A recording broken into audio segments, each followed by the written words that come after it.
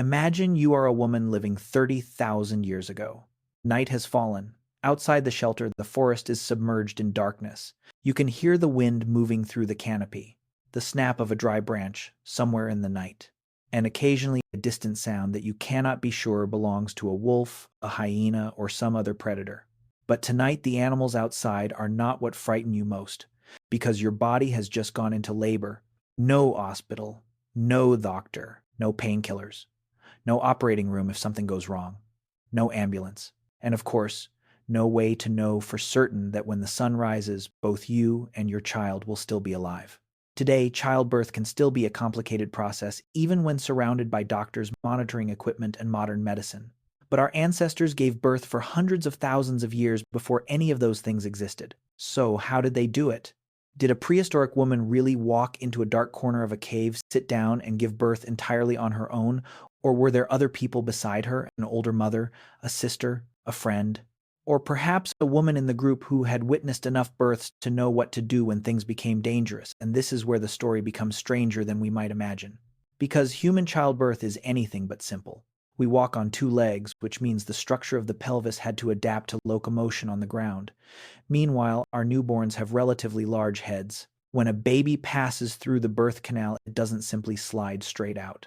Human childbirth typically involves complex movements and rotations as the baby's body passes through the pelvis. In other words, evolution placed our ancestors in front of an extraordinary challenge: a vulnerable mother, a nearly helpless child, an environment without modern medicine, and a world where food, weather, infection, and predators could all become threats. And yet, generation after generation, children were still born. They survived.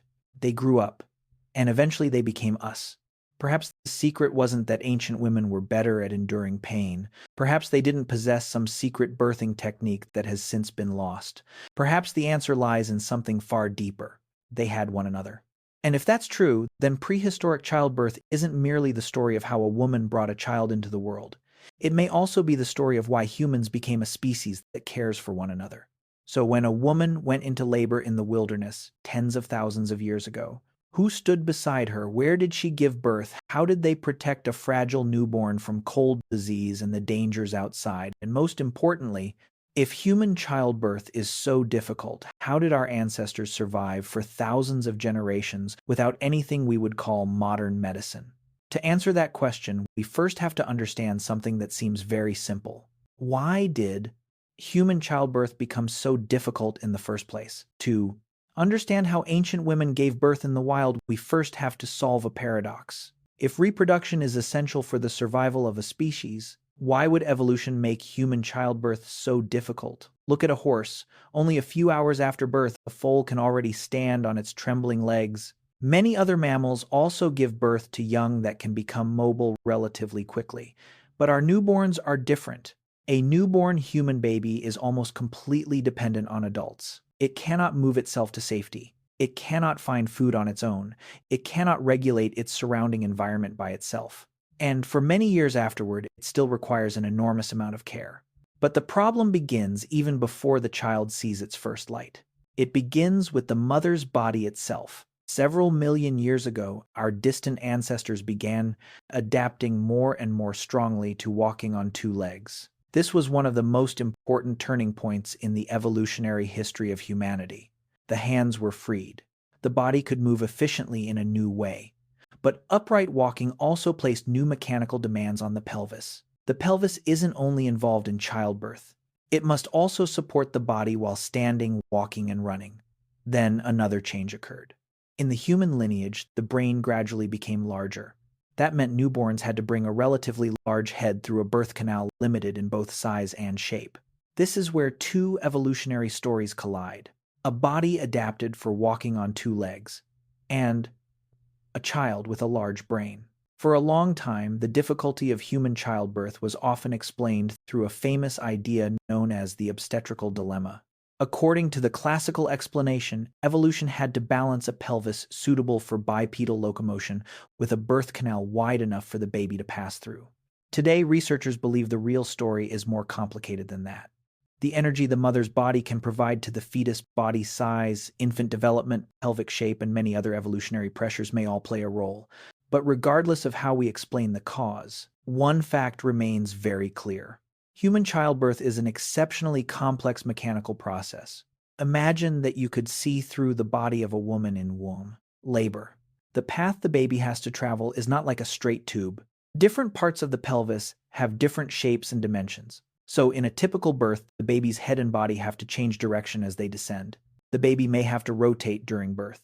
The shoulders must pass through a narrow space. And finally, the child often emerges in an orientation that makes it difficult for the mother to assist the entire process by herself. This is a small anatomical difference, but socially it may have enormous significance. Because imagine this happening 30,000 years ago. You are in labor. The contractions are becoming stronger. You are exhausted. Your ability to move is diminishing. You cannot clearly see everything that is happening. And at the very moment the child is about to enter the world, you may need another pair of hands. Someone to steady you. Someone to receive the child. Someone to observe what you cannot see. Someone who has witnessed this before. We cannot travel back in time to directly observe a Paleolithic birth. Archaeology also rarely allows us to know exactly who stood beside a mother while she was in labor. But when we combine human anatomy with anthropological observations from many different societies, a remarkable possibility emerges. Human childbirth may have been a social activity for a very long time. Not necessarily everywhere. Not necessarily during every birth. And we certainly cannot claim that every prehistoric community followed the same customs. But assistance during childbirth could provide a very real advantage. And if a behavior increased, the chances that both mother and child would survive. Its benefits wouldn't end with a single birth. It could be remembered, observed, passed down. A young girl might watch her mother assist another woman. Years later, she might use what she had once seen. A cross-generations experience could accumulate. Which position makes the mother more comfortable? When should she be allowed to rest? How do you keep the baby warm after birth? What signs suggest that something isn't going normally? They didn't need to understand modern anatomy. They didn't need to know the names of hormones. They didn't need to understand what bacteria were. They only needed to recognize one thing. Last time we did this. And the mother and child survived. That is one of humanity's greatest strengths. We don't adapt only through genes. We also adapt through culture, through observation, through memory, through passing experience from one person to another. And that brings us to an even more important question. If a prehistoric woman didn't necessarily have to face childbirth alone, then who helped her? Did some early version of a midwife already exist tens of thousands of years ago? Or was childbirth simply the responsibility of experienced women within the community? To find the answer, we have to step into the very places where our ancestors once lived, and look at the people who may have gathered around a mother when labor began. Let's return to our shelter. The woman is in labor, but this time don't look only at her. Look around. Perhaps near the fire sits an older woman. She has given birth many times. She has watched children enter the world. She has witnessed births that happened quickly, and perhaps births in which the mother or child never woke again. Beside her may be a sister, a mother, a relative, or another member of the group. No one is wearing a medical gown. No one has surgical instruments. No one understands the body the way a modern obstetrician does. But that doesn't mean they have no idea what to do, because in a small community where people live together across generations, experience is the library. We have no written record from 30,000 or 100,000 years ago describing exactly how a birth took place. There is no Paleolithic childbirth manual, and archaeological evidence cannot tell us with certainty who stood beside a woman when she went into labor. So we have to be careful, but there is another way to approach the question. We can look at humans themselves. In many traditional societies documented by anthropologists, childbirth is not simply a matter between the mother and her child. Other women may provide assistance. They may be mothers, sisters, relatives, experienced women, or people who perform roles similar to midwives. This does not prove that every prehistoric community did the same. But when those observations are combined with the complexity of human childbirth, a very plausible possibility begins to emerge. Assistance during childbirth may have extremely ancient origins, and there is a very practical reason for that. A woman in labor is not in the best condition to protect herself. She is in pain, exhausted. Her mobility is limited. Her attention is focused on what is happening inside her body. In the modern world, that may not seem especially significant, but in a prehistoric environment, being unable to move could become a matter of survival. Who keeps the fire burning? Who watches the surroundings? Who brings water? Who cares for the older children? Who helps the mother if she becomes too exhausted? And after the baby is born, who protects both of them during those first hours? Perhaps the answer isn't one person. Perhaps it's the entire group. Imagine a small hunter-gatherer group. Some members are near the shelter, others may be out searching for food. When a woman goes into labor, the normal rhythm of the group may change. One person stays beside her, another maintains the fire, someone brings water, others keep the children away or continue the work that still needs to be done. We don't know exactly what such a scene looked like in any specific community tens of thousands of years ago. But we do know something important about human beings. We are extraordinary cooperators. Humans share food, care for children who are not their own, support the injured, help the elderly. And in many societies, raising a child has never been the responsibility of only two hands. Anthropologists use the term alloparenting to describe care provided to children by individuals other than their direct parents, grandparents, siblings, relatives, other members of the community. This is especially important for humans because our babies require an enormous amount of care.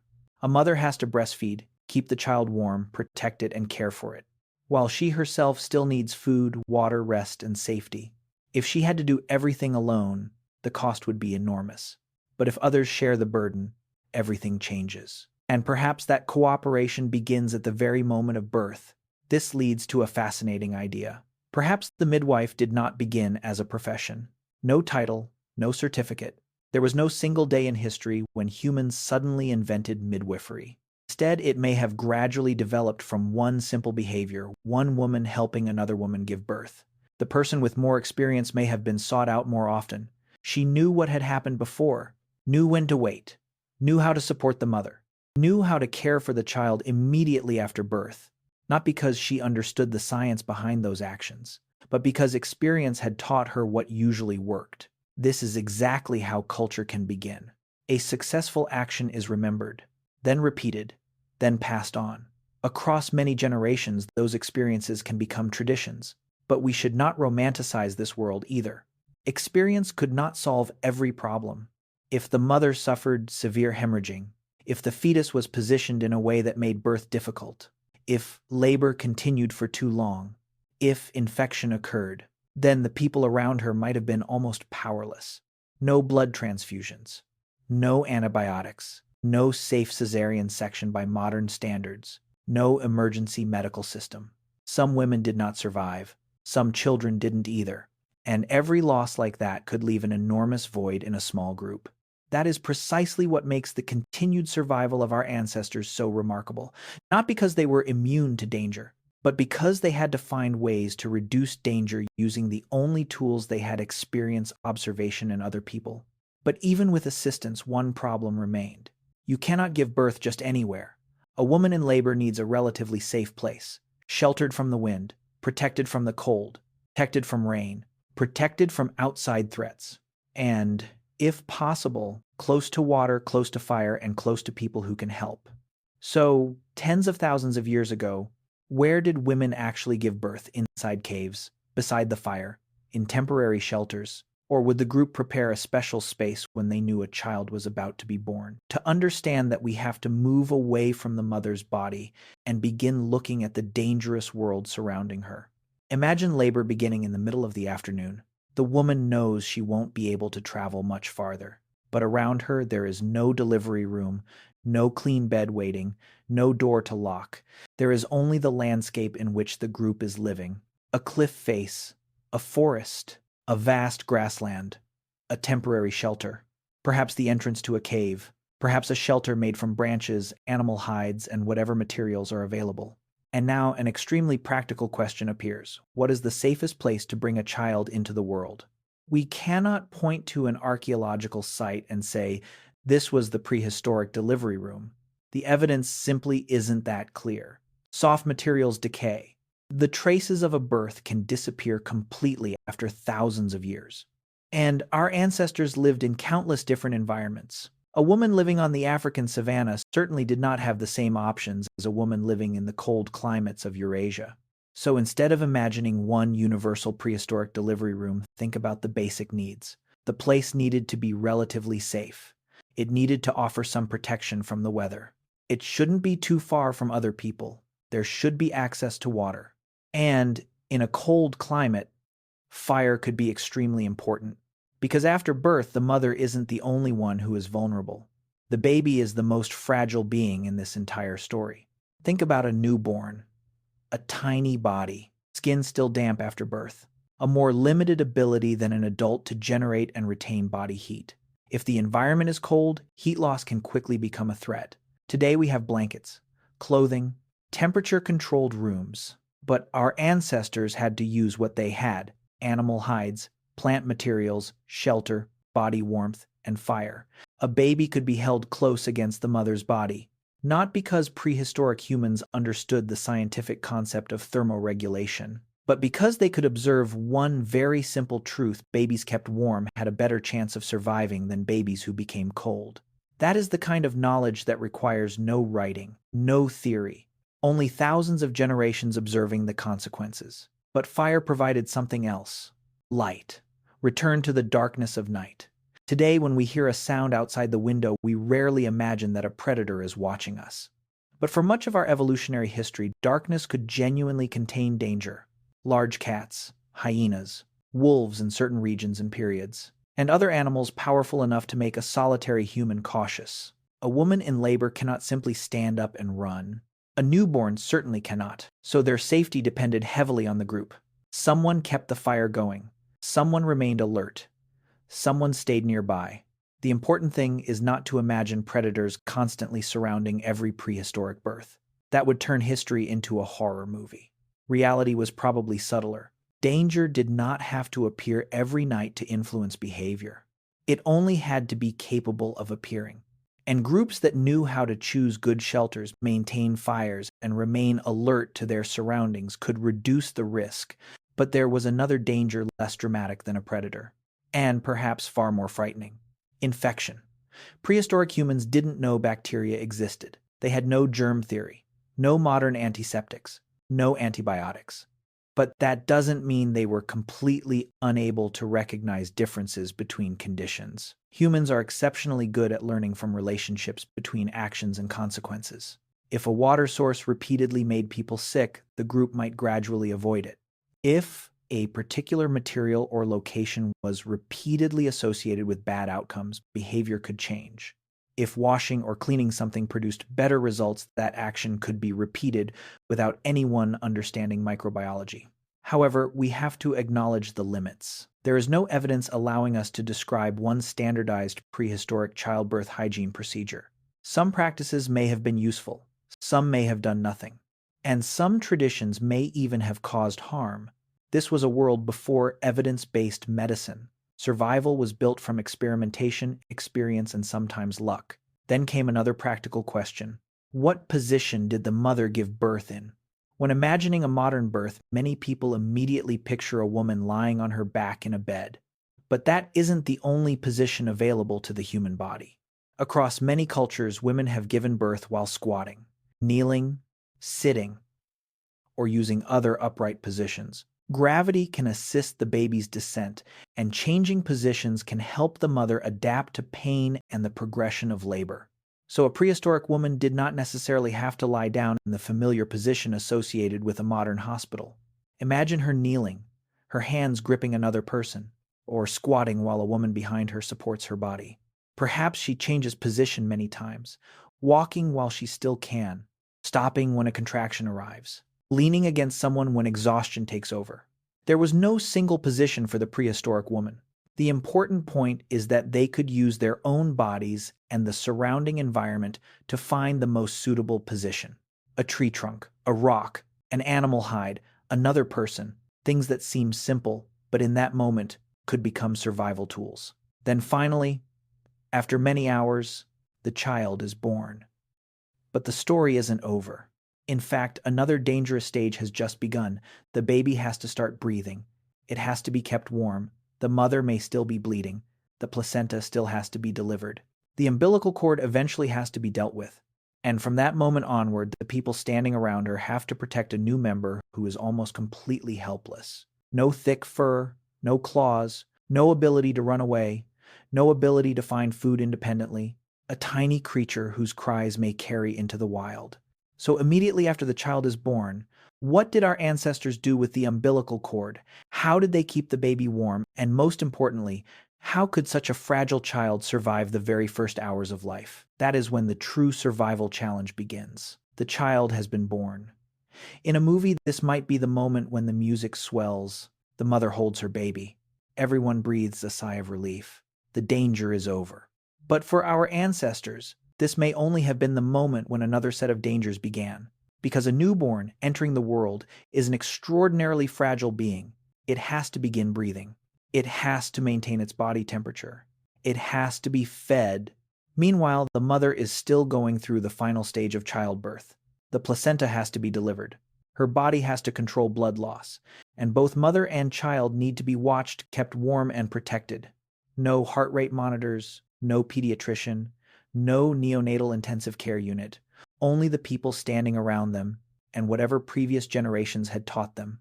One of the first problems is the thing still connecting the child to the placenta, the umbilical cord. Today, we clamp and cut it using clean instruments.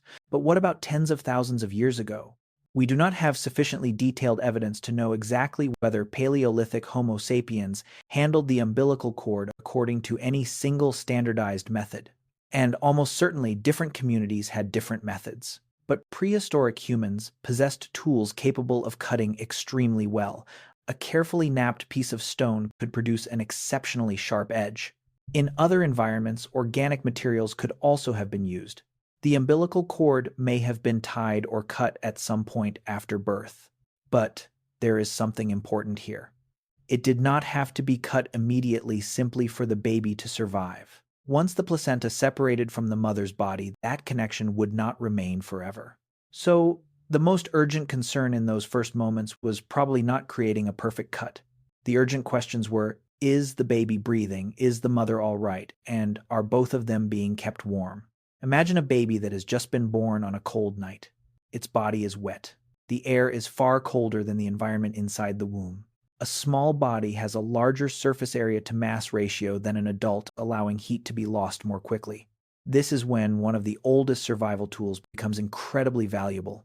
Not stone, not a spear, not fire, but another human body. Holding the baby close to the mother provides direct warmth. The mother's body becomes a living source of heat. If she is too exhausted, other caregivers can also help hold and protect the baby.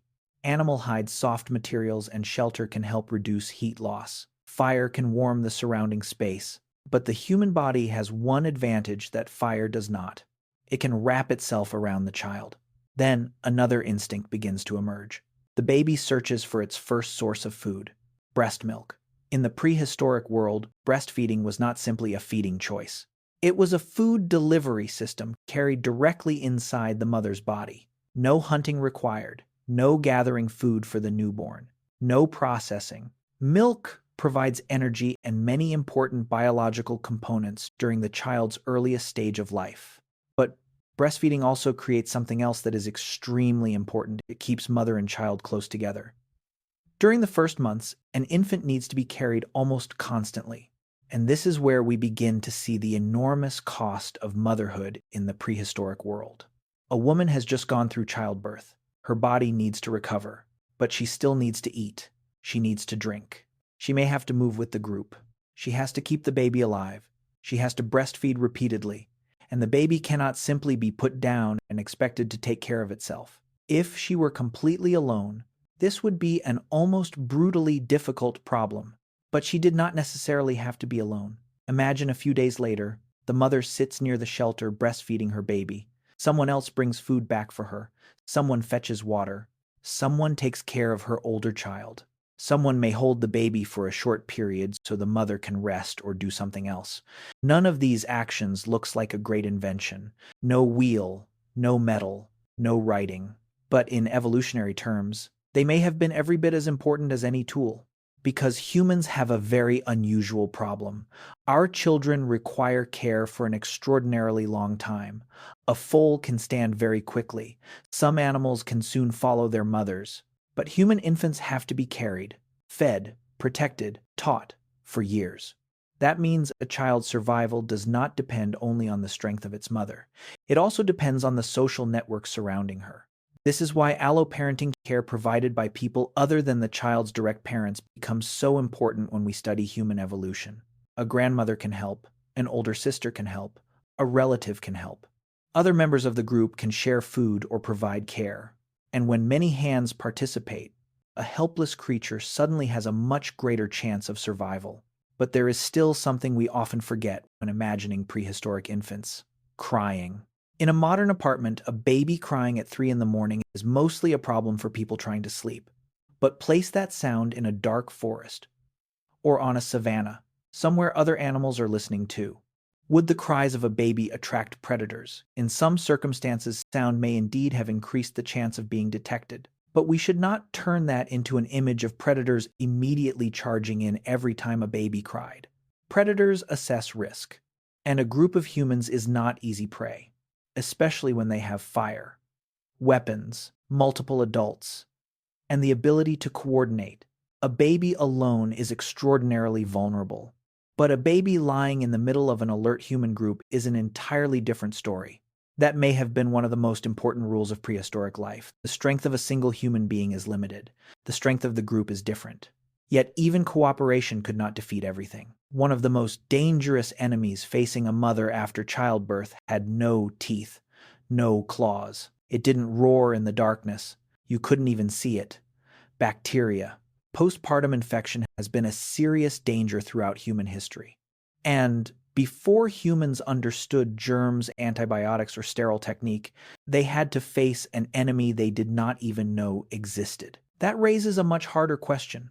If a mother began developing a fever after birth, if she was bleeding too heavily, if the baby wasn't breathing normally, if labor simply could not progress, what could prehistoric humans actually do? This is where we have to leave behind the romantic image of ancient wisdom, because there were times when experienced medicinal plants and the care of an entire community still weren't enough.